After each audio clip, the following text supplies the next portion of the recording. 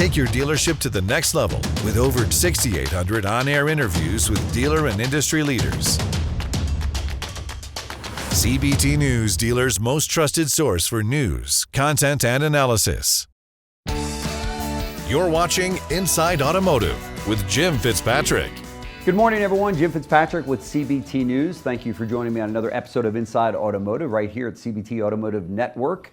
The U.S. Appeals Court overturning the FTC's car buying rule was a huge win for car dealers nationwide. Joining us now to break down the win for us and what this could mean moving forward is Paul Metrey, who's the Executive Vice President of Public Policy at NADA. Thank you so much, Paul, for joining us on the show today.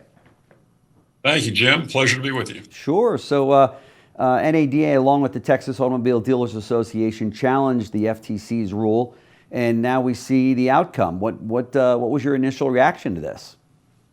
Well, as you might imagine, we were very pleased. This has been a long struggle. This was a rule that initially was proposed in the summer of 2022, so it's been a very long process. We initiated the litigation a year ago.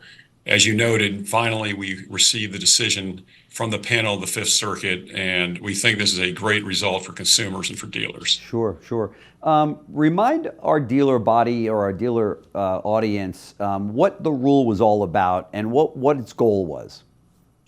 Well, the rule was designed, the FTC teed it up as something that was really designed to protect consumers in the marketplace from unfair practices, deceptive practices, what they also referred to as junk fees, that type of thing. Mm-hmm. And so they came out with a series of requirements that they were going to impose on the entire industry.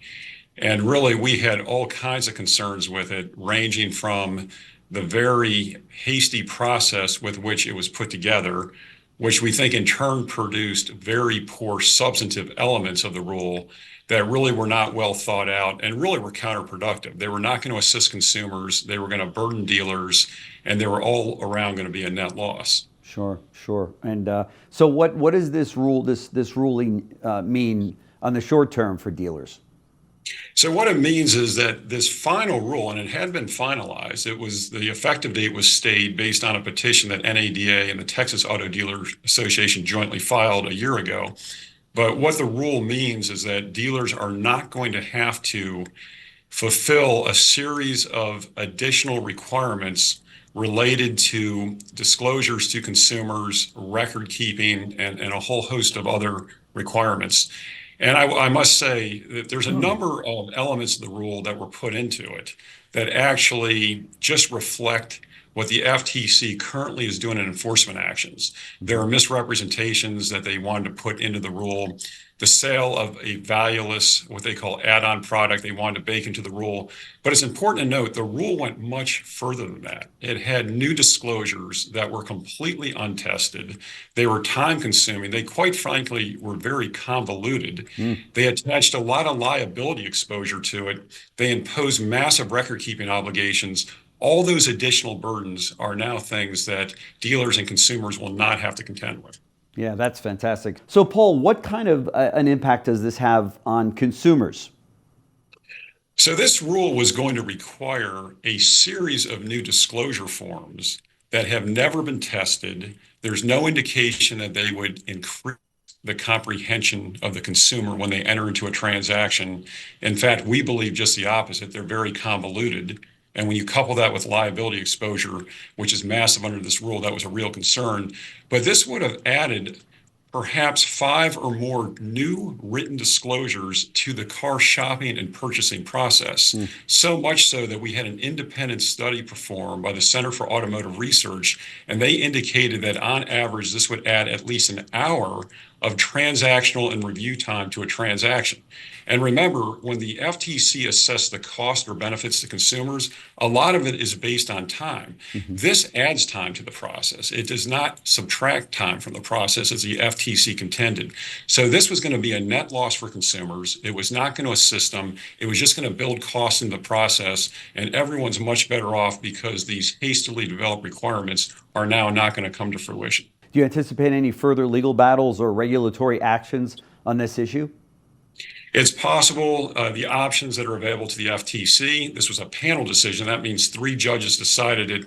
they can always try to request a rehearing from the same panel or to the entire Fifth Circuit, a larger group of judges. They could try to do a cert petition to the Supreme Court for review. Those typically are not granted in either case. So they could pursue that, but it's unlikely that would happen. Okay. And Paul, looking ahead, what are some key policy issues NADA is keeping its eye on for 2025? Well, we're very focused on a lot that's going on with EVs. In December, President Biden granted a waiver that allows 12 of the states to have heightened emission standards. These are known as the CARB states. These are hugely problematic.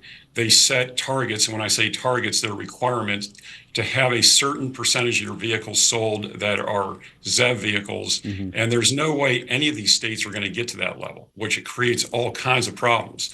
Now, their only ability to do that is when this waiver is in place. So we are very committed to supporting efforts to remove that waiver so that all the states abide by one national fuel economy standard, one national emission standard, which makes much more sense and hopefully at a level that's achievable. And that's part two to it.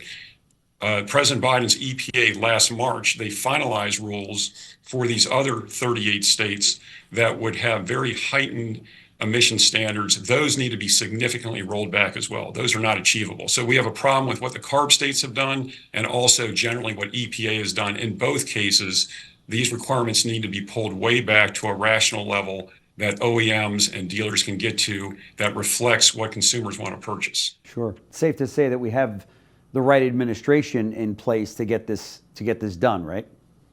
They are very committed to it. All indications are that the CARB waiver I mentioned is something that they want to have removed, that they definitely want to scale back the greenhouse gas emission standards from President Biden's EPA, and they want to do that as expeditiously as possible. So we certainly hope we can work with them to accomplishing that goal. That's fantastic. And this is exactly why dealers need the NADA fighting this fight every day, right?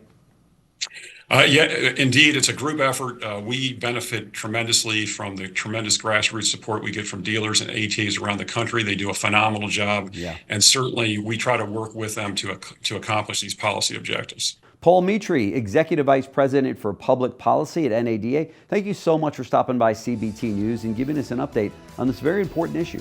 My pleasure, Jim. Thank you very much. Thank you. Thanks for watching Inside Automotive with Jim Fitzpatrick.